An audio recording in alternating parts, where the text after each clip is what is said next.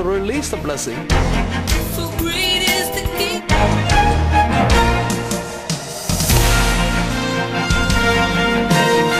எப்படி ஜெயமாய் வாழ முடியும்? ஆட்டுக்குட்டியின் இரத்தத்தினாலும் சாட்சியின் வசனத்தினாலும் அவனை ஜெயித்தார்கள். ஆக ஆண்டவர் சிந்தின அந்த ரத்தம் இன்று நமக்கு ஜெயம் தர காத்து கொண்டே இருக்கார். ஆகவே நாம் என்ன செய்ய வேண்டும்? ஆண்டவரே, நான் பாவியான மனுஷன், என் பாவங்களையெல்லாம் மன்னியும், இரத்தத்தால் என்னை கழுவும், உடைய ரத்தம் எனக்குள் வரட்டும், உடைய ரத்தம் எனக்குள் தங்கி இருக்கட்டும் என்று நான் சொல்லும் பொழுது இயேசுவின் ரத்தம் நமக்குள்ளே ஓடி வந்து நமக்குள்ளே தங்கி இருக்கிற வேளையில எல்லா சூழ்நிலையும் கர்த்தர் நமக்கு ஜெயம் தருகிறவராக இருக்கிறார்.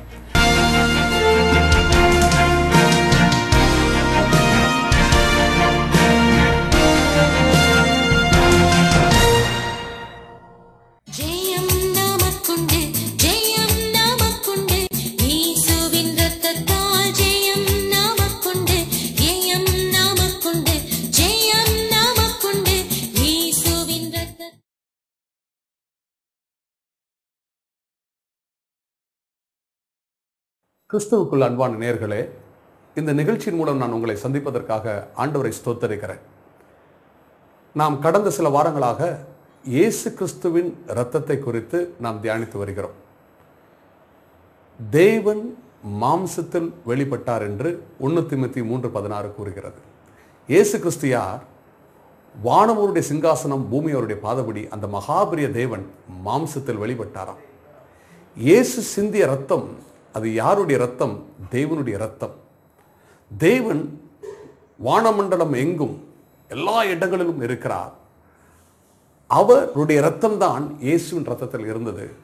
ஆக இயேசு சிந்தின இரத்தம் என்று சொல்லும் பொழுது வானமண்டலம் முழுவதும் இருக்கிற அந்த தேவன் சிந்திய அந்த இரத்தம், அந்த இரத்தம் வானமண்டலம் எல்லா இடங்களிலும் இருக்கிறது.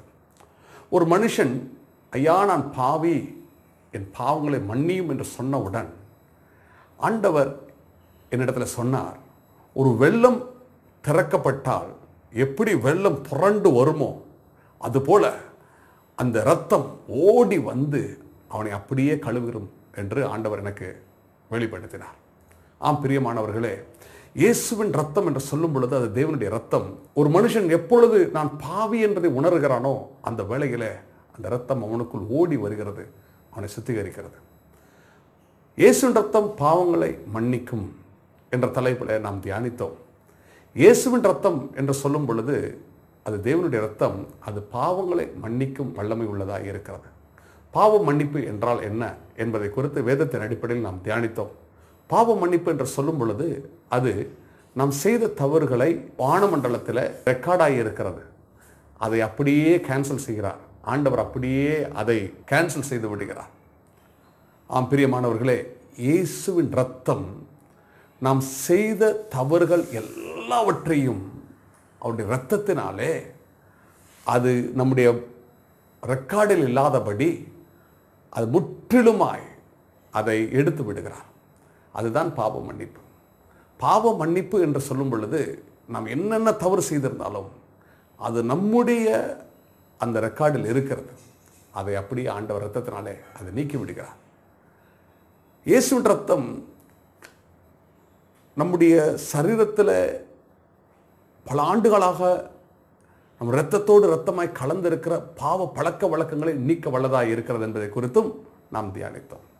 இயேசுவின் இரத்தம் ஒரு பக்கம் பாவ மன்னிப்பை கொண்டு வருகிறது, மற்றொரு பக்கம் இயேசுவின் இரத்தம் நமக்குள்ளே அந்த இரத்தம் பாவத்தில் சிக்கி இருக்கிற நம்மை அது நீக்குகிறது. அது மட்டுமல்ல, இயேசுவின் இரத்தம் நம்மை சுத்திகரிக்கிறது, கழுவுகிறது, சுத்திகரிக்கிறது, பரிசுத்தமாக்குகிறது. கடந்த வாரத்தில் இதை குறித்து தான் நாம் தியானித்தோம். இயேசுவின் இரத்தம் நம் அக்கிரமங்களை கழுவுகிறது, இயேசுவின் இரத்தம் அவரோடு ஐக்கியப்படும்படியாக நம்மை சுத்திகரிக்கிறது, இயேசுவின் இரத்தம் அவருடைய கைகளில் பயன்படுத்தப்படத்தக்கதாக நம்மை பரிசுத்தமாக்குகிறது. It sanctifies as. எனக்கு அன்பானவர்களே, இயேசுவின் இரத்தம் தான் இவ்வளவு ஆசீர்வாதங்களை நமக்கு கொண்டு வருகிறதா இருக்கிறது. இந்த நாளில் கூட இயேசுவின் இரத்தம் நமக்கு எப்படி ஜெயத்தை கொடுக்க போகிறது என்பதை குறித்து நாம் தியானிக்க போகிறோம். வெளிப்படுத்தின விசேஷம் 12ஆம் அதிகாரம் 11ஆம் வசனம் அது இவ்வாறாக கூறுகிறது, மரணம் நேரிடுகிறதா இருந்தாலும் அதற்கு தப்பும்படி தங்கள் ஜீவனையும் பாராமல் ஆட்டுக்குட்டியின் இரத்தத்தினாலும் தங்கள் சாட்சியின் வசனத்தினாலும் அவனை ஜெயித்தார்கள். என கண்மானவர்களே, ஆண்டவருடைய வசனம் தெளிவாக கூறுகிறது, ஆட்டுக்குட்டியின் இரத்தத்தினால் அவனை ஜெயித்தார்கள். ஆம் பிரியமானவர்களே, வாழ்க்கையில் பலவிதமான பிரச்சனைகள், போராட்டங்கள், துன்பங்கள், வேதனைகள் நமக்கு வரும். சில நேரங்களில் இதை நாம் எப்படி ஜெயிக்க முடியும், எப்படி இதை மத்தியில் வெற்றியாய் வாழ முடியும் என்று நாம் நினைக்கலாம், யோசித்து கொண்டிருக்கலாம். ஆனால் கர்த்தருடைய வசனம் தெளிவாக கூறுகிறது, ஆட்டுக்குட்டியின் இரத்தத்தினால் அவனை ஜெயித்தார்கள்.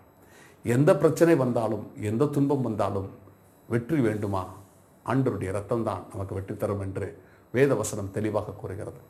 நான் சிறு வயதாக இருக்கும் பொழுது என்னுடைய பாட்டி என்னிடத்தில் சொன்னார்கள், எவ்வளோ கஷ்டம் வந்தாலும் துன்பம் வந்தாலும் ஒரே ஒரு சின்ன ஜெபம் பண்ணுப்பா, இயேசுவின் ரத்தம் ஜெயம் என்ற ஒரே ஒரு வார்த்தை மட்டும் நீ சொல்லி ஜெபம் பண்ணு, ஆண்டவர் உனக்கு ஜெயம் தருவார். சிறு வயதில் பாருங்கள், சரியாக படிக்க மாட்டேன். பரீட்சை வந்த உடனே இதை தான் சொல்லுவேன், இயேசுவின் ரத்தம் ஜெயம், இயேசுவின் ரத்தம் ஜெயம், இயேசுவின் ரத்தம் ஜெயம். எப்படியோ பாஸ் ஆகிடுவேன். அதுக்காக படிக்க வேணாம்னு நான் உங்களை சொல்லலை, படிங்க. ஆனால் என்ன துன்பம் வந்தாலும் எவைகள் மத்தியிலும் இயேசுவின் ரத்தம் ஜெயம் என்று சொல்லுங்கள். அந்த நாட்களில் இப்படி சொல்லுதுன்னு அர்த்தம் எனக்கு தெரியாது, ஏதோ மந்திரம் சொல்கிறது போல சொல்லிக்கிட்டு இருந்தேன். ஆனால் ஆண்டவர் எனக்கு வெற்றி கொடுத்து கொண்டே இருந்தார். இப்பொழுது அதை என்னால் புரிந்து கொள்ள முடிகிறது. அந்த சிறிய ஜெபத்தில் எவ்வளோ பெரிய வல்லமை இருக்கிறது என்பதை என்னால் புரிந்து கொள்ள முடிகிறது. பிரியமானவர்களே, இயேசுவின் ரத்தம் ஜெயம் என்று நீங்கள் சொல்லுகிற வேலைகளை நிச்சயமாய் அங்கு ஜெயத்தை ஆண்டவர் கட்டளையிடுவார். சமீபத்தில் ஒரு பெரிய அதிகாரியை சந்தித்தேன். ஆண்டவரை குறித்து அவரிடத்தில் சொன்னேன். அவர் சொன்னார், எனக்கு கடவுள் நம்பிக்கையே இல்லை, கடவுளை நான் நம்ப மாட்டேன் என்று சொன்னார். எவ்வளோ சொல்லி பார்த்தேன், கேட்கவில்லை. கடைசியில் அவரிடத்தில் ஒரு வார்த்தை சொன்னேன், ஐயா, என்ன துன்பம் வந்தாலும் பாடுகள் வந்தாலும் அதில் மத்தியில் உங்களால் சால்வ் பண்ண முடியாவிட்டால் கொஞ்ச நேரம் இயேசுவின் ரத்தம் ஜெயன்னு சொல்லுங்கள், நிச்சயமாக உங்களுக்கு விடுதலை கிடைக்கும்னு சொன்னேன். அவருடைய மகளுக்கு அதிகமாக ஜுரம் வந்து விட்டது. என்னென்னமோ ட்ரீட்மெண்ட் எடுத்து பார்த்தார், அவருக்கு சுகம் கிடைக்கவில்லை. இந்த சூழ்நிலையில் நான் சொன்ன வார்த்தை அவர் ஞாபகம் வந்து ஒரு சில நிமிடங்கள் இயேசுவின் ரத்தம் ஜெயம், இயேசுவின் ரத்தம் ஜெயம், இயேசுவின் ரத்தம் ஜெயம் என்று அவர் சொல்லிக்கொண்டே இருந்தார். அதெல்லாம் சொல்லி முடித்து விட்டு டாக்டர் சொன்னார்கள், இந்த காய்ச்சல் வந்ததற்கு காரணம் என்னவென்று எங்களுக்கு தெரியவில்லை, இந்த காய்ச்சல் இறங்க மாட்டேங்குது, டெஸ்ட் எடுத்து பார்த்தார்கள், என்னென்னமோ செய்து பார்த்தாலும் ஒன்றும் நடக்கவில்லை. கடைசியில் அவங்க சொன்னார்கள், எங்களால் இதை கண்டுபிடிக்க முடியல என்று சொன்ன பொழுது இவர் இந்த வார்த்தை மட்டும் சொல்லிக்கொண்டே இருந்தார், இயேசுவின் ரத்தம் ஜெயம், இயேசுவின் ரத்தம் ஜெயம், இயேசுவின் ரத்தம் ஜெயம். கடைசியில் கொஞ்ச நேரம் சொல்லி முடித்து அந்த சிறு குழந்தையின் மேல் தன் கைகளை வைத்து பார்த்த பொழுது ஜுரமே இல்லை, அந்த ஜுரம் நீங்கிவிட்டது. அவர் என்னை அழைத்து கேட்டார், எப்படிப்பா இயேசுவின் ரத்தம் ஜெயம்னு சொன்ன உடனே அங்கே சுகம் கிடச்சது, எதனால் கிடச்சது, இந்த மந்திரத்தில் என்ன இருக்குன்னு கேட்டார். எனக்கு அன்பான, இது மந்திரம் அல்ல, உண்மையிலே ஆண்டவர் ரத்தம் சிந்தி நமக்கு ஜெயத்தை சம்பாதித்து வைத்திருக்கிறார். ஆண்டவர் இந்த உலகத்தில் வாழ்ந்த பொழுது பலவிதமான போராட்டங்களுக்குள்ளும் துன்பங்களுக்குள்ளும் வேதனைகளுக்குள்ளும் அவர் கடந்து சென்றார். நம்மை போல மனுஷனாக இருந்தார். எல்லா போராட்டத்தின் மத்தியிலும், வேதனைகள் மத்தியிலும், பிசாசினுடைய எல்லா விதமான சோதனை மத்தியிலும் அவர் என்ன செய்தார், வெற்றியான வாழ்க்கை வாழ்ந்தார் என்று வேதம் கூறுகிறது. யோவான் 16:33 வாசிக்கும் பொழுது, உலகத்தில் உங்களுக்கு உபத்திரங்கள் உண்டு, ஆனாலும் திடன் கொள்ளுங்கள், நான் உலகத்தை ஜெயித்தேன். ஆண்டவர் சகலவற்றையும் ஜெயித்தார். எதை ஜெயித்தார் என்று நான் யோசித்து பார்த்தேன். இதை குறித்து சில காரியங்களை உங்களோடு கூட நான் இப்பொழுது பகிர்ந்து கொள்ள விரும்புகிறேன். இயேசு கிறிஸ்து இந்த உலகத்தில் வந்த பொழுது முதலாவதாக பிசாசானவன் அவர் உபவாசித்த பொழுது சோதிக்க வந்தான். உபவாசித்து ஜெபித்தார். ஜெபித்து முடித்த உடனே சோதிக்க வந்தான். அவன் என்ன சொன்னான், இந்த கல்லை நீ அப்பமாய் மாற்றும் என்று சொன்னான். இயேசுவோ பசியாக இருக்கிறார், 40 நாள் உபவாசித்து ஜெபித்து இருக்கிறார். இப்பொழுது இந்த கல்லை அப்பமாய் மாற்றும் என்று சொல்கிறான். எனக்கு அன்பானவர்களை, பசியாக இருக்கும் பொழுது சாப்பாடை பார்த்தா தான் சாப்பிடணும்னு ஒரு ஆசை வரும். என் வாழ்க்கையில் உண்மையில் நான் அந்த காரியத்தை நான் சொல்ல விரும்புகிறேன். என்றைக்காவது உபவாசம் பண்ணலான்னு நினைப்பேன். அன்றைக்கி தான் என் மனைவி அழகாக சமைச்சிருப்பா, பிரியாணி வாசம் அடிக்கும், ஏன்பா இன்றைக்கி உபவாசம் இருக்கணும்னு நினைப்பேன். காரணம் என்ன, மாம்ச பலவீனம். நம்முடைய மாம்ச பலவீனத்தில் சாப்பாடை பார்த்தா சாப்பிடணும் போல தோணும். ஆண்டவர் பாருங்கள், 40 நாள் உபவாசம் பண்ணியிருக்கிறாரு, கல்லை அப்பமாக மாற்றுன்னு சொன்னார். எனக்கு அன்பானவர்களே, இந்த அப்பத்தை பார்க்கும் பொழுது அந்த சொல்லுகிற அந்த தோணியிலே இது அப்பமாக தெரியும் அவருக்கு, ஏன்னா அவ்வளோ பசி. ஆனால் ஆண்டவர் ஒரு நொடி பொழுதில் செய்திருக்கலாம். ஆனால் ஆண்டவரோ பிசாசை ஜெயித்தார். அது எதை குறிக்காத யோசித்து பார்த்தேன். அது மாம்சத்தின் இச்சையை அவன் தூண்டி பார்த்தான். மாம்சத்தின் இச்சை. இரண்டாவது ஒரு சோதனை நீங்கள் பார்க்கும் பொழுது, அவன் உயர்ந்தமான மலையில் கொண்டு போய் உலகத்தில் உள்ள சகல மகிமையை காட்டினான். சகல மகிமையை காட்டி, இது யாருக்கு வேணாலும் கொடுக்க எனக்கு அதிகாரம் உண்டு என்று சொன்னான். எனக்கு அன்பானவர்களே, நான் யோசித்து பார்த்தேன். உயரத்தில் போய் சகல மகிமையை காட்டுகிறானாம், எல்லாவற்றையும் காட்டுகிறானாம்.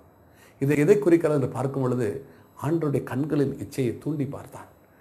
கண்களில் காட்டினான், பார் எவ்வளோ அழகாக இருக்கிறது, இந்த மகிமையை பார், இதை பார், அதை பார், இதை பார், உலகத்தில் உள்ள சகல மகிமையை காட்டினான்.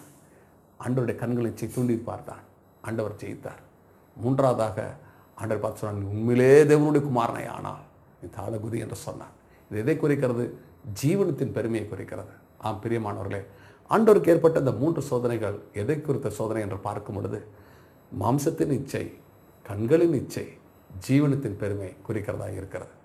வேதத்தை வாசிக்கும் பொழுது 1 யோவான் 2ஆம் அதிகாரம் 16ஆம் வசனம், மாம்சத்தின் இச்சை, கண்களின் இச்சை, ஜீவனத்தின் பெருமை இவை எல்லாம் உலகத்திலிருந்து உண்டானவைகள், தேவனால் உண்டானவைகள் அல்ல. ஆண்டவர் இதோடு கூட மனுஷனை படைக்கவில்லை. ஆண்டவர் மனுஷனை பரிசுத்தமாய் படைத்தார். அவன் பாவம் செய்ததினாலே கண்களின் இச்சை, மாம்சத்தின் இச்சை, ஜீவனத்தின் பெருமை அவனுக்குள் வந்தது. இது எப்படி வந்தது என்று நான் யோசித்து பார்த்தேன். ஆதியாகமம் 3ஆம் அதிகாரம் 6ஆம் வசனம், இதை நான் பார்க்கும் பொழுது இங்கே ஏவாள் புசிக்கக்கூடாது, ஆண்டவர் புசிக்கக்கூடாது என்று சொன்ன கனியை அவள் பறித்து சாப்பிடுவதற்கு முன்பாக என்ன காரியம் நடந்தது என்பதை இந்த வசனம் கூறுகிறது. அப்பொழுது ஸ்திரீயானவள் அந்த விருட்சம் புசிப்புக்கு நல்லதும் பார்வைக்கு இன்பமும் புத்தியை தெளிவிக்கிறதற்கு இச்சிக்கப்படத்தக்க விருட்சமாய் இருக்கிறது என்று கண்டு அதன் கனியை பறித்து புசித்து தன் புருஷனுக்கு கொடுத்தால் அவனும் புசித்தான். ஆண்டவர் புசிக்கக்கூடாது என்று சொன்ன அந்த கனியில என்னென்ன இருந்தது என்று பார்க்கும் பொழுது புசிப்பதுக்கு நல்லது. அது எதை குறிக்கிறது? சாப்பிட நல்லா இருக்குப்பா, சாப்பிட்றதுக்கு ரொம்ப நல்லா இருக்கு, அது மாம்சத்தின் இச்சை. பார்வைக்கு இன்பமாக இருக்கிறது, அது கண்களின் இச்சை. அது மட்டுமல்ல, புத்தியை தெளிவிக்கிறது. மேலே வாசிக்கும் பொழுது 3ஆம் அதிகாரத்தில் நீங்கள் தேவர்களை போல மாறுவீர்கள். அதாவது ஜீவனத்தின் பெருமையை தூண்டுகிறதா இருக்கிறது. ஜீவனத்தின் பெருமை தூண்டுகிறதா இருக்கிறது. என கண்பானவர்களே, எந்த நாளிலே புசிக்கக்கூடாது என்று ஆண்டவர் சொன்ன அந்த கனியை எப்பொழுது ஆதாமும் ஏவாளும் சாப்பிட்டார்களோ அந்த நாளிலே அந்த கனிக்குள் இருந்த 3 காரியங்கள், அதாவது மாம்சத்தின் இச்சை, கண்களின் இச்சை, ஜீவனத்தின் பெருமை அப்படியே வந்து அவள் இரத்தத்தோடு கலந்து விட்டது. இது எல்லாருக்கும், ஆதாமின் பரம்பரையாகிய நம்ம எல்லாருக்கும் இருக்கிற இந்த 3 பலவீனங்கள். ஆகவே தான் பிசாசானவன் இயேசு கிறிஸ்து இந்த 3 பகுதியில் சோதித்து பார்த்தான். நம்மை போல அவர் வந்ததினாலே இந்த 3 காரியங்களை அவன் சோதித்தான். கண்களின் இச்சை, மாம்சத்தின் இச்சை, ஜீவனத்தின் பெருமை சோதித்தான். இயேசு கிறிஸ்துவ பிசாசை முற்றிலுமாய் முறியடித்தார், ஜெயித்தார். அது மட்டுமல்ல, இயேசு கிறிஸ்து உலகத்தில் இருக்கும் பொழுது ஒரு சமயம் ஒரு இடத்துல வரி பணம் கட்ட சொன்னார்கள். அவரிடத்துல பணம் இல்லை. பணம் இல்லாததுனால அவர் எனக்கு உதவி செய்யுங்கள் என்று 4 மக்கள் இடத்துல கேட்கவில்லை. இதற்கு மாறாக பேதுரு அழைத்தார். பேதுரு போய் ஒரு மீனை பிடி, மீன் வாயத்திரை, உள்ள ஒரு வெள்ளி பணம் இருக்கும், அதை எடுத்து உனக்கும் எனக்கும் வரி பணம் கட்டு என்று சொன்னார். உலகத்தின் மக்கள் எல்லாம் என்ன நினைக்கிறார்கள்? யாரிடத்தில் பணம் இருக்கிறதோ அவர்களுக்கு சகல அதிகாரம் இருக்கிறது நினைக்கிறார்கள், வல்லமை இருக்கிறது நினைக்கிறார்கள். என கண்பானவர்களை, ஆண்டவர் இந்த உலகத்தை படைத்த பொழுது அவர் பணத்தோடு படைக்கவில்லை. உலகம் சிஸ்டம், அதாவது உலகமும் பிசாசு சேர்ந்து பணத்தை படைத்து இந்த பணம் இருக்கிறவர்களுக்கு அதிகாரம் உண்டு என்று ஒரு காரியத்தை அவன் ஏற்படுத்தி வைத்திருக்கிறான். எதற்காக? இதில் மேல் மக்கள் நோக்க வந்து விட்டால், இதை வாஞ்சிக்க ஆரம்பிக்கும் பொழுது பணம்தான் அதிகாரம், பணம்தான் வல்லமை என்று மக்கள் நினைப்பார்கள். அப்படி நினைக்கும் பொழுது உண்மையான அதிகாரம் உள்ள நம் தேவனை அவர் மறந்து போவார்கள். ஆம் பிரியமானவர்களே, சகல அதிகாரம் நம்முடைய தேவனிடத்தில் இருக்கிறது. அவர்தான் அதிகாரம் உள்ளவர், வல்லமை நிறைந்தவர். இன்று அதை விட்டுவிட்டு உலகம், அதாவது வேர்ல்ட் சிஸ்டம் உண்டாக்கின இந்த பணத்துக்கு பின்பாக எல்லா மக்களும் ஓடிக்கொண்டிருக்கிறார்கள். பிசாசு தான் இதை உண்டாக்கி வைத்திருக்கிறான். ஆம் பிரியமானவர்களே, இன்று ஆண்டவருக்கு பின்பாக நாம் ஓடும் பொழுது இந்த வேர்ல்ட் சிஸ்டமும் இந்த பணம் நமக்கு பின்பாக வரும். அதை தான் வேதம் கூறுகிறது, முதலாவது தேவனையும் தேவனுடைய ராஜ்யத்தையும் தேடுங்கள், அப்பொழுது சகலமும் கூட கொடுக்கப்படும். என கண்பான நேயர்களே, இன்று நம்முடைய வாழ்க்கையிலே ஆண்டவரை நாம் தேடும் பொழுது பணம் நம்மை தேடி வரும். இயேசு கிறிஸ்து இந்த உலகத்தில் வந்த பொழுது பணம் இல்லாத சூழ்நிலை இவருக்கு வந்தது. ஆனால் கர்த்தரை அவர் எப்பொழுதும் தேடிக்கொண்டிருப்பதனால், தேவனை எப்பொழுதும் தேவனோடு சஞ்சரித்துக் கொண்டிருப்பதனால பணம் பற்றாக்குறை வரும் பொழுது மீன் வாயிலிருந்து பணத்தை எடுத்து அங்கே அவருக்கும் சீசனுக்கும் வரி பணத்தை கட்டினார். அப்படி என்றால் உலகத்தை ஆட்டி படைக்கிற அந்த பணத்தை அவர் ஜெயித்து காட்டினார். அது மட்டுமல்ல, உலகத்தில் அவர் வாழ்ந்த பொழுது அவரிடத்துல பலவிதமான கேள்விகள் அவருடைய எதிரிகள் கேட்டார்கள். ராயனுக்கு வரி பணம் கொடுப்பது சரியா தவறா என்று கேட்டார்கள். இயேசு கிறிஸ்து ஒரு பணத்தை எடுத்துக்கொண்டு வர சொன்னார். ராயனுடைய ராயனுக்கும் தேவனுடைய தேவனுக்கும் கொடுங்கள் என்று சொன்னார். அவரிடத்தில் பலவிதமான கேள்விகள் கேட்டார்கள். மத்தேயு 22ஆம் அதிகாரத்தை நீங்கள் வாசிக்கும் பொழுது எல்லா கேள்விகள் கேட்டுவிட்டு கடைசியில் இனிமேல் அவரிடத்தில் கேள்வி கேட்க ஒருவரும் துணியவில்லையா. பரிசேயர் சதுசேயர் எல்லாரும் என்னென்னமோ கேள்வி கேட்டார்கள். ஆண்டவர் எல்லாவற்றையும் ஜெயித்தார். உலக பிரகாரம் எதிரிகளை அவர் ஜெயித்தார். அது மட்டுமல்ல, கெஸ்தமன தோட்டத்தில் அவர் ஜெபிக்கிறார். எப்படி ஜெபித்தார்? பிதாவே உமக்கு சித்தமானால் இந்த பாத்திரம் என்னை விட்டு நீங்க கடவுது, ஆயிரம் என் சித்தம் அல்ல உம்முடைய சித்தத்தின்படி ஆக்கிறது என்று சொன்னார். அங்கே அவருடைய சுய சித்தத்தை ஜெயித்தார். அவருடைய சுய சித்தம் என்ன? ஆண்டவரே உம்முடைய சித்தமானால் இந்த பாத்திரம் என்னை விட்டு நீங்கள், ஆயிரம் என் சித்தமல்ல என்று சொல்கிறார். அவருக்கென்று ஒரு சுய சித்தம் இருந்தது. நான் யோசித்து பார்த்தேன், என்ன சித்தமாக இருக்கும்? எனக்கு அன்பானவர்களே, அது இந்த உலகத்தில் நான் வந்து 33 வருஷம் தானே ஆகிவிட்டது, இன்னும் கொஞ்ச நாள் இருந்து இன்னும் மக்களுக்கு ஊழியம் செய்யலாம் என்று ஒருவேளை அவர் நினைத்திருக்கலாம். ஆனாலும் அவருக்கு தெரியும் வேலை வந்து விட்டது. அங்கே அவருடைய சுய சித்தத்தை அவர் ஜெயித்தார். இயேசு கிறிஸ்துவை பிலாத்துக்கு முன்பாக நிறுத்தினார்கள். பிலாத்து சொன்னார், உன்னை சிலுவையில் அறையவும் விடுதலை பண்ணவும் எனக்கு அதிகாரம் என்று பிலாத்து இயேசுவை பார்த்து சொன்னார். இயேசு உடனே சொன்னார், பரத்திலிருந்து அதிகாரம் கொடுக்கப்படாவிட்டால் என்மேல் உமக்கு அதிகாரம் இல்லை. யோவான் 19ஆம் அதிகாரம் 11ஆம் வசனம் இவ்வாறாக கூறுகிறது. ஆண்டவர் உலக பிரகாரமான அதிகாரத்தை கண்டு பயப்படவில்லை, உலக அதிகாரத்தை ஜெயித்து காட்டினார். அவர் தலையில முட்கிரீடம் சூட்டினார்கள், சாட்டை வைத்து முதுகு மார்பெல்லாம் அடித்து கிழித்தார்கள், சரீர வேதனை, கோரமான சிலுவை சுமக்க வைத்தார்கள். இவ்வளவு வேதனையில் இருக்கும் பொழுது சிலுவையில் அவர் அறையப்பட்டு தொங்கிக் கொண்டிருக்கும் என்ன சொன்னார்? எல்லாம் முடிந்தது என்று சொன்னார். சரீர வேதனை ஜெயித்தார். அது மட்டுமல்ல, மரித்தார், 3ஆம் நாள் உயிரோடு எழுந்து கடைசி சத்துருவாகிய மரணத்தையும் ஜெயித்தார். கர்த்தருக்கு ஸ்தோத்திரம் உண்டாவதாக. இயேசு கிறிஸ்து இந்த உலகத்தில் இருக்கும் பொழுது பிசாசின் சோதனைகளை ஜெயித்தார். அது மட்டுமல்லாமல் உலகத்தை ஆட்டி படைக்கிற பணத்தை ஜெயித்தார். அவருடைய எதிரிகளை ஜெயித்தார். அவருடைய சுயசித்தத்தை ஜெயித்தார். உலகத்தின் அதிகாரத்தை ஜெயித்தார். சரீர வேதனை ஜெயித்தார். என் மரணத்தையும் அவர் ஜெயித்தார். இந்த ஜெய கிறிஸ்து தான் நம்முடைய ஆண்டவராய் இருக்கிறார். ஆண்டவர் அதனால் தான் கூறுகிறார், இந்த உலகத்தில் உனக்கு உபத்திரங்கள் உண்டு, ஆனாலும் திடன் கொள்ளுங்கள், நான் உலகத்தை ஜெயித்தேன். ஜெயித்தார்.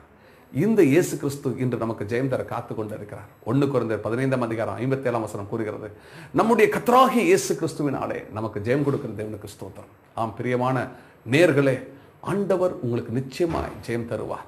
எப்படி அந்த ஜெயத்தை நாம் பெற்றுக்கொள்ள முடியும்? எப்படி ஜெயமாய் வாழ முடியும்? ஆட்டுக்குட்டியின் இரத்தத்தினாலும் சாட்சியின் வசனத்தினாலும் அவனை ஜெயித்தார்கள். ஆக ஆண்டவர் சிந்தின அந்த ரத்தம் இன்று நமக்கு ஜெயம் தர காத்து கொண்டு இருக்கிறார். ஆகவே நாம் என்ன செய்ய வேண்டும்? ஆண்டவரே, நான் பாவியான மனுஷன், என் பாவங்களையெல்லாம் மன்னியும், இரத்தத்தால் என்னை கழுவும், உடைய ரத்தம் எனக்குள் வரட்டும், உடைய ரத்தம் எனக்குள் தங்கி இருக்கட்டும் என்று நான் சொல்லும் பொழுது இயேசுவின் ரத்தம் நமக்குள்ளே ஓடி வந்து நமக்குள்ளே தங்கி இருக்கிற வேளையில எல்லா சூழ்நிலையும் கர்த்தர் நமக்கு ஜெயம் தருகிறவராக இருக்கிறார். இயேசு கிறிஸ்து உலகத்தில் இருக்கும் பொழுது அவருக்குள் ஓடின அதே ரத்தம் தான் அவருக்கு ஜெயம் கொடுத்தது. அந்த ரத்தம் நமக்குள் வந்து விட்டால் இன்று நம்முடைய வாழ்க்கையில் எந்த பகுதியில் எந்த இடத்துல போனாலும் எந்த சூழ்நிலையிலும் அந்த ரத்தம் நமக்கு ஜெயம் தருகிறதா இருக்கிறது. பிரியமான தேவனுடைய பிள்ளைகளே, வாழ்க்கையில் தோல்வி சந்தித்து கொண்டு இருக்கிறோ, வேதனையோடு இருக்கிறீர்களோ, கவலைப்படாதிருங்கள். ஆண்டவருடைய ரத்தம் நமக்கு ஜெயம் தருகிறதா இருக்கிறது. கடந்த ஆண்டில் உங்களுக்கெல்லாம் தெரியும், நான் பலவிதமான பாடுகள் வேதனைகளுக்குள்ளே கடந்து சென்றேன். என்னுடைய மனைவி ஓடும் பொழுது கீழே விழுந்து அடிபட்டு ஒரு பெரிய ஆபரேஷன் வந்தது. என்னுடைய தகப்பனார் மரித்து போனார். என்னுடைய ஒரே மகள் மரித்து போனார். எனக்கு அன்பானவர்களை, இப்படி பலவிதமான தோல்வியின் மேல் தோல்வியை நான் சந்தித்தேன். நான் நினைத்தேன், மகள் மரித்த பிறகு என் ஊழியம் முடிந்து விட்டது, இனி ஊழியம் செய்ய முடியாது என்றெல்லாம் நான் நினைத்தேன். அப்படிப்பட்ட சூழ்நிலையில் ஆண்டவருடைய இரத்தத்தின் மகிமையை தியானிக்க ஆரம்பித்தேன். ஆண்டவருடைய இரத்தத்தினாலே எந்த சூழ்நிலை ஜெயிக்க முடியும் என்பதை நான் யோசித்தேன், தியானிக்க ஆரம்பித்தேன். சாட்சியின் வசனத்தினாலும் ஆட்டுக்குட்டியின் இரத்தினாலும் அவனை ஜெயிக்க முடியும்.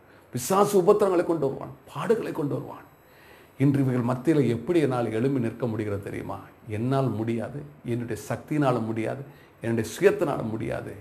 ஆண்டவருடைய இரத்தம் எனக்குள்ளே வந்து அந்த இரத்தம் எனக்குள்ளே தங்கி இருப்பதனாலே அந்த இரத்தம் தான் இன்று என்னை அப்படியே தூக்கி நிறுத்தி இருக்கிறது. அந்த இரத்தம் தான் இன்று என் வாழ்க்கையில ஜெயத்தை கொடுத்து, என்ன வந்தாலும் என் ஆண்டவருக்காக நான் ஓடுவேன். என்ன பாடுகள் வந்தாலும், என்ன நிந்தை வந்தாலும், என்ன அவமானம் வந்தாலும், என்ன தோல்வி வந்தாலும் என் ஆண்டவருக்காக நான் ஜீவிப்பேன். என் ஆண்டவருடைய வார்த்தையை நான் பிரசங்கிப்பேன். என் ஆண்டவருக்காக நான் பெரிய காரியத்தை செய்ய ஆண்டவர் என்னை தெரிந்து கொண்டார். ஆண்டவருடைய நோக்கம் திட்டத்தை நிச்சயமாய் நிறைவேற்றுவேன். உலகம் எதை குறித்து என்ன சொன்னாலும் அதை குறித்து நான் கவலைப்பட மாட்டேன். உலகத்தில் உள்ள மக்கள் எவ்வளவு என்ன காரியத்தை சொல்லி என்னை பற்றி கேவலமாய் பேசினாலும், அவர்கள் ஏளனமாய் நினைத்தாலும், அல்லது இந்த உலகத்தின் மக்கள் என்னை அப்படி தள்ளிவிட்டாலும், என் ஆண்டவர் என்னை தள்ளிவிடவில்லை. என் ஆண்டவர் எனக்கு ஜெயம் தருவார் என்ற நம்பிக்கை எனக்குள் வந்தது. காரணம் என்ன தெரியுமா? இயேசுவின் ரத்தம் எனக்குள் ஓடுவதனால அந்த ரத்தம் அல்லவா என்னை தூக்கி நிறுத்தினது. இந்த ரத்தம் எனக்கு ஜெயம் தரக்கூடும் என்றால் உங்களுக்கும் அந்த ரத்தம் ஜெயம் தரும். பாவத்தில் சிக்கி தவித்து கொண்டு இருக்கிறீர்களோ, உலக பிரச்சனையில் சிக்கி தவித்து கொண்டு இருக்கிறீர்களோ, வேதனையில் சிக்கி தவித்து கொண்டு இருக்கிறீர்களோ, எனக்கு அன்பு சகோதரனை சகோதரியே, இயேசுவின் ரத்தத்தை நீ தேடு. இயேசுவின் ரத்தத்தில் நீ மூழ்கும் பொழுது, இயேசுவின் ரத்தத்தால் நீ கழுவப்படும் பொழுது, இயேசுவின் ரத்தம் உனக்குள்ள தங்கும் பொழுது, இயேசுவுக்கு ஜெயம் தந்த அதே ரத்தம் உன் வாழ்க்கையில் உள்ள சூழ்நிலைகளை மாற்றி, வேதனைகள் இருக்கும் இடத்தை மாற்றி, துன்பத்தின் மத்தியில் உன்னை மாற்றி உனக்கு ஜெயம் தரும். எப்படிப்பட்ட வியாதி இருந்தாலும் அந்த வியாதியில் கர்த்தர் உனக்கு ஜெயம் தர காத்து கொண்டு இருக்கிறார். ஆட்டுக்குட்டியின் ரத்தத்தினாலே அவனை ஜெயித்தார்கள். எவ்வளோப்பட்ட போராட்டங்கள் வந்தாலும், எப்படிப்பட்ட வியாதி இருந்தாலும், இயேசுவின் ரத்தத்தினால் நாம் ஜெயிக்க முடியும். இயேசுவின் ரத்தம் ஜெயம், இயேசுவின் ரத்தம் ஜெயம், இயேசுவின் ரத்தம் ஜெயம், இயேசுவின் ரத்தம் ஜெயம். இந்த வார்த்தையை நீங்கள் சொல்லிக்கொண்டே இருக்கும் பொழுது கர்த்தர் நிச்சயமாகவே உங்களுக்கு ஜெயம் தருவார். கண்களை மூடி நாம் ஜெபிப்போம். கிருபை இரக்கமுள்ள ஆண்டவரே, இந்த வார்த்தையை கேட்டுக்கொண்டு இருக்கிற ஒவ்வொரு பிள்ளைகளுடைய வாழ்க்கையில நீர் ஜெயம் தரும்படியாய் உம்மை நோக்கி ஜெபிக்கிறேன் ஐயா. வாழ்க்கையில அவமானத்தினாலும், துன்பத்தினாலும், வேதனையினாலும், பாடுகளினாலும், வியாதினாலும் அப்படியே தோல்வியை சந்தித்துக் கொண்டு இருக்கிற பிள்ளைகள் மேல் உம்முடைய ரத்தம் இறங்கி வருவதாக. உம்முடைய ரத்தத்தினால உம்முடைய பிள்ளைகளை கழுவும், சுத்திகரியும். உம்முடைய ரத்தம் அவர்களை உயிர்ப்பிக்கட்டும். ஜெயம் தரும்படியாய் ஜெபிக்கிறையா. ஆண்டவரே, படுத்த படுக்கையா இருக்கிற பிள்ளைகளை உயிர்ப்பிக்க முடியாது ஜெபிக்கிறேன். சப்பானியை எழுந்து நடக்க வைத்தவரே, இப்பொழுது நடக்க முடியாத பிள்ளைகளை நடக்க வைக்க முடியாது ஜெபிக்கிறேன். ஆண்டவரே, காது கேளாத பிள்ளைகளுக்கு காது கேட்கும்படியாக ஒரு அற்புதம் நடக்க முடியாது ஜெபிக்கிறேன். பேச முடியாத பிள்ளைகளை பேச வைப்பீராக.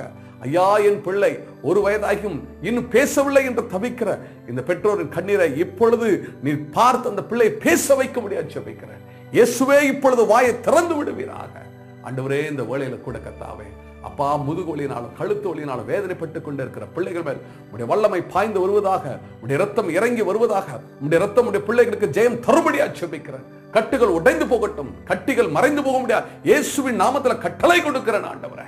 இந்த வேளையில் ஆண்டவரே, எப்படிப்பட்ட தோல்வியில் உடைய பிள்ளைகள் இருந்தாலும் அந்த தோல்வியான இடத்துல நீர் அவர்களை உயர்த்த முடியாது ஜெபிக்கிறேன். அவள் சத்துருக்களுக்கு முன்பாக நீர் அவர்களுக்கு ஒரு பந்தியை ஆயத்தப்படுத்தி அவள் தலை எண்ணெயால் அபிஷேகம் பண்ணுவீராக.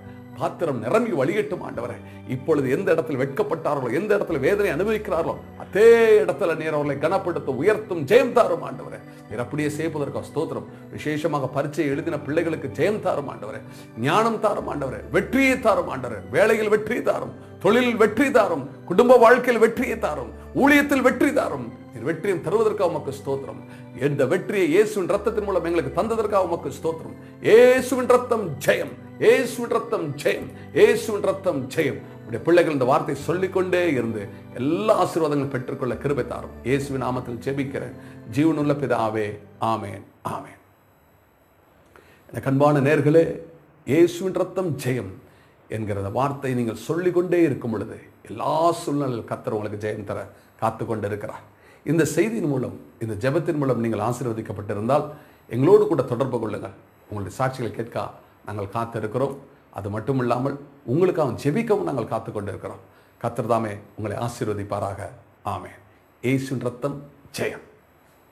எனக்கு அன்பான நேயர்களே, இயேசுவின் ரத்தம் என்று தமிழில் முதலாவது ஒரு புஸ்தகம் எழுதினேன்.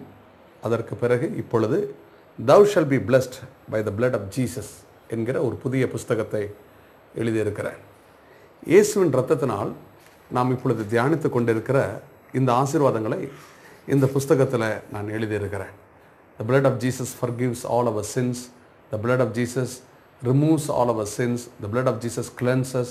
The blood of Jesus atones for our sins. The blood of Jesus redeems us.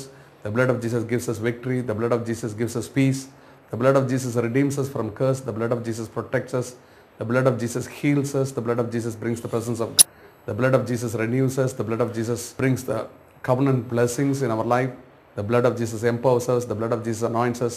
The blood of Jesus gives us eternal life. என்ற இத்தனை தலைப்பில் இயேசுவின் ரத்தத்தில் உள்ள மகிமையை குறித்து எழுதியிருக்கிறேன்.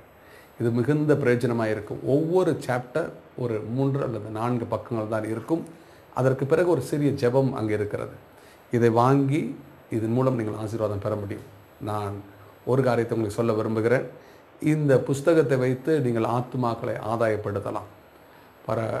நான் பிலீவர் இதை கொடுத்து இதில் மூலம் இயேசுவின் ரத்தத்தை அவர்கள் அறிந்து கொள்ளவும் அதன் மூலம் ரட்சிக்கப்படாது மிக பிரயோஜனமாக இருக்கும். அது மட்டும் இல்லாமல் நம்ம ஒரு பிலீவர், அதாவது விசுவாசிக்கு இது ஒரு நாலேஜ். இதில் ஆண்டவருடைய இரத்தத்தினால் நமக்கு கிடைக்கிற ஆசீர்வாதங்கள் என்ன என்பதை அவர்கள் அறிந்து கொள்ள முடியும். ஒரு ப்ரீச்சருக்கு இது ஒரு டூல். இதை வைத்து அவர்கள் அநேக பிரசங்கங்கள் செய்ய முடியும். இது மிக எளிய முறையிலே சிம்பிள் இங்கிலீஷில் எழுதியிருக்கிறேன். இதை வாங்கி பிரயோஜனப்படுங்கள். இது அநேகருக்கு இதை அறிமுகப்படுத்துங்கள். இந்த புஸ்தகம் மிகுந்த ஆசீர்வாதத்தை கொண்டு வரும். சமீபத்தில் இந்த புஸ்தகத்தை வாங்கின ஒரு சகோதரி இந்த வார்த்தை பிளட் ஆஃப் ஜீசஸ், இந்த வார்த்தை, இந்த ஒரே ஒரு வார்த்தை மட்டும் ஒரு இடத்துல பேசினது அவர்களை அறியாமலே வாந்தி எடுத்து அவள் உள்ள பிசாசெல்லாம் ஓடிவிட்டது. காரணம் என்ன? இந்த புஸ்தகத்தில் வல்லமை அல்ல, ஆண்டவருடைய இரத்தத்தில் அந்த வல்லமை இருக்கிறது. இரத்தத்தை குறித்து நாம் மேன்மைப்படுத்தும் பொழுது ஆண்டவரை நாம் மேன்மைப்படுத்துகிறோம். என கண்பானவர்களே, இது மிகுந்த பிரயோஜனமான ஒரு புஸ்தகம். இதை வாங்கி பிரயோஜனப்படுங்கள். கர்த்தர் உங்களை ஆசீர்வதிப்பாராக. ஆமென். அன்பான நேயர்களே, உங்களுக்கு ஒரு நற்செய்தியை நான் வைத்திருக்கிறேன். நீங்கள் அநேகர் ஊழியம் செய்ய வேண்டும் என்ற வாஞ்சை உங்களுக்கு இருந்து கொண்டிருக்கலாம். ஆனால் அந்த வாஞ்சையை எப்படி நிறைவேற்றுவது என்று தெரியாமல் நீங்கள் தவித்து கொண்டிருக்கலாம். இதற்காகவே கர்த்தர் எங்கள் உள்ளத்தில் ஒரு பாரத்தை கொடுத்தார். உங்களுக்காக நாங்கள் ஒரு டிசைபிள்ஷிப் ட்ரைனிங் சென்டரை நாங்கள் உருவாக்கி இருக்கிறோம். 6 மாத காலங்கள் எங்களோடு கூட தங்கி ஊழியத்தை குறித்த காரியங்களை நாங்கள் உங்களுக்கு கற்றுத்தர காத்து கொண்டு இருக்கிறோம். அபிஷேகிக்கப்பட்ட அருமையான டீச்சர்ஸ் நானும் உங்களுக்கு பயிற்சி அளிப்போம்.